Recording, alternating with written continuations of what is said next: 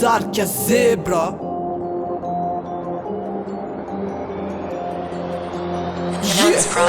Tiam kasarotona fa zarka aminay tsy ampozina Rina sy ny mainty fanaza mikobony laoan'ny fitodina azakazadavany life fa tsy amelako ny mic zay copyek izy tsy anina tsotsoko aty fa sotaray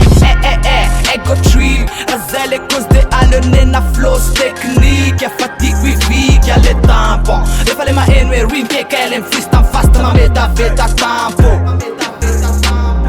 rehefa tsy seka dia zamany mba fanginana amiko kifa fa zatsy makalao mpifaninana zay ny se rehetra de hoe rapeur nefa manao revina amateur mbola sambonimbony ala de fa menjera manoto lara malikany ozera lavitry ny mozika manefaka mandrifatra vodikevitra mavesatra tonga masitra manafatra tsy ananatra nev zay nanakatra zay ataoko amle mateza maiky fa tsy seza tokobolina hoe atraiza manda maiky tsy misozy mano mesazy tsy mitovy amy sisa tonga teka ampira ambonina maiky mesira tonga dira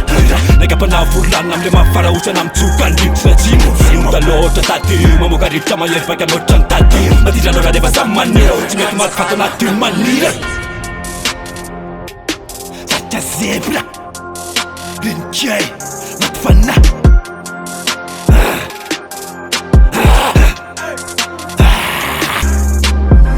mande mael makovo mahita mahalalo koko manomboka eto ty tsy amle malefaka fa ataony amidonaka sady maneto eto tsy maintsy misy fanao atsy apozina rabogasy tsy mabevozina fotondra fa tsy lagy izy kodina endrasy de kary de vala ozina iara mahita fa tsy anjahazany ady re marefirefy moe fasaky antape vo mienga de fa kobona saady hoe opikifa ihany ve sa hopanao rabe zay natongana hoe ozarka zebra raha fako na feky na tsy za efelany gebona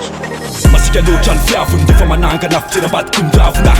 namazana testazana kolotsaina ty mbola sy lasarazana tsigazana naisy-piotazana tetsikopy maiko ndry masa azany so mitovy amina aniatiny ampely sansan odina sady manana amy vidiny mametraka ny voady maizy azy anaty kolotsaina mainty mamoaka ny taleta androany ny fety lasa mivadika fety loatra loatra ny zavatra voaka ambonina maiky manapoka tsy mitsoka mamoaka rima tsy maizina masiny voarapy tsy maintsy mitakosina